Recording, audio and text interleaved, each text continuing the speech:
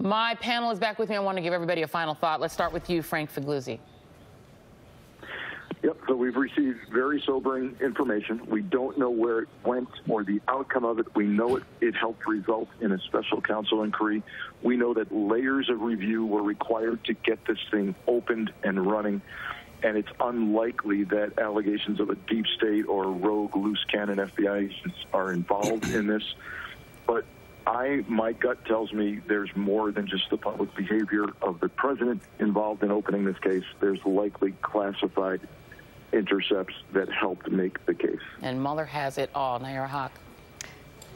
Russia is motivated by interfering in the United States' power. That will continue heading into 2020, probably only get worse. Donald Trump is motivated by protecting his own personal assets. That's the connection between Donald Trump, Saudi Arabia, and Russia. Wow. Rick Wilson. If Donald Trump is not a Russian intelligence and political asset, how could you tell the difference?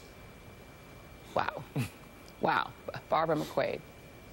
Watching this play out is sort of like watching one of those serial television series. You know, things that didn't seem to make that much sense months or years ago are now coming into focus. You know, you may remember that President Trump wanted Jim Comey to say, you were not a target of the investigation. And Comey resisted, saying that I might have to change that status at some point, so I'd rather not go public with it. Now I think we know why. It's because they knew that President Trump was likely to be a target of the investigation. We're seeing that play out now. We won't know the ultimate facts until Robert Mueller files his report. Yeah, indeed. Anybody think Jim Comey might end up back before a congressional committee in the House now that the Democrats are control? You think? Methinks he might. Elliot.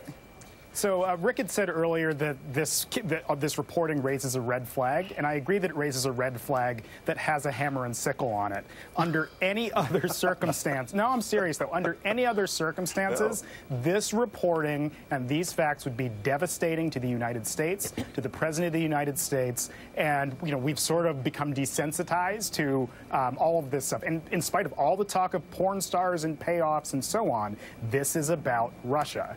This is about Russian actors. We can't lose sight of that and the severity and seriousness of this conduct. No, I think we refuse to become desensitized to it on this show. It is alarming. Every American, whatever your political stripes, should be equally alarmed. This is a foreign adversary interfering not just in our election, but ongoing potentially in our country with the President of the United States. Ben Wittes.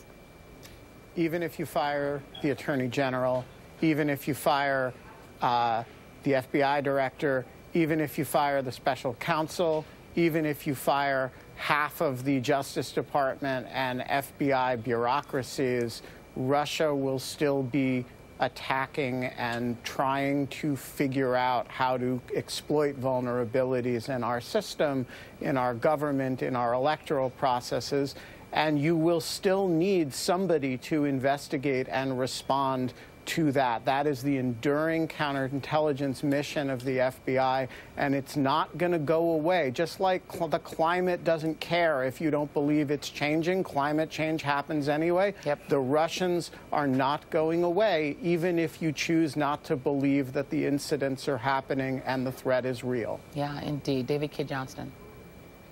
For our Republican senators and congressmen and every member of this panel, our duty is to find a way to get the 40% of Americans who believe Donald Trump is being persecuted to recognize the facts, because if we don't do that, I'm concerned that we won't continue to have peaceful change of government over time in our country. Now, Malcolm, Nance, you and I have been doing this since July, is it, of 2016. We've been having the same conversation. You've written 2 books with the same message in them.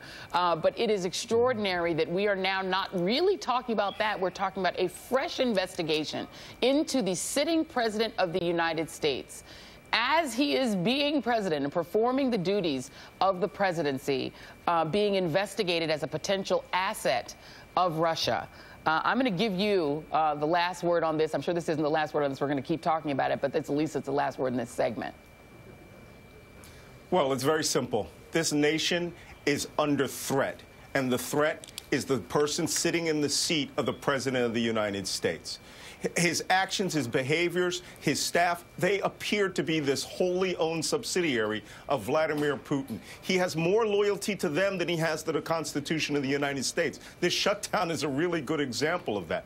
That being said, former CIA Director John Brennan mentioned that people who have betrayed this nation often did it thinking that they weren't betraying the nation. You had CIA officers like Aldrich Ames, FBI officers like Robert Hansen, whose job it was to hunt spies, was actually a Soviet spy at the time. They betrayed this nation. That being said, there are other people who could be in this network. I know Jared Kushner asked the Russians for covert communication systems, cryptographic systems, to give a back channel so that the CIA and NSA could not speak to intercept his communications. That needs to be investigated. Mike Flynn asked for clandestine communications and got it, then over 100 people times lied about every contact. This needs to be cleaned up, and it's going to be very dirty. Do not become desensitized to this. This is extraordinary. We are talking about the President of the United States. We are talking about the FBI investigating a sitting president for potentially being an asset of a foreign government. Whether you are a Republican who loves Donald Trump or a Democrat, whatever your political affiliation is, this is about the presidency and the president and whether or not we have control over our own government or whether another country is exerting that kind of control. This is shocking. I'm sorry. This is shocking. And every American should be shocked. Do not be desensitized to it. Thank you so much to this panel. Nayyera Haq, Rick Wilson, Benjamin Wittes, Frank Figliuzzi, Barbara, David, Elliot, and Malcolm are going to join us in our next hour. Thank you guys so much. Next up.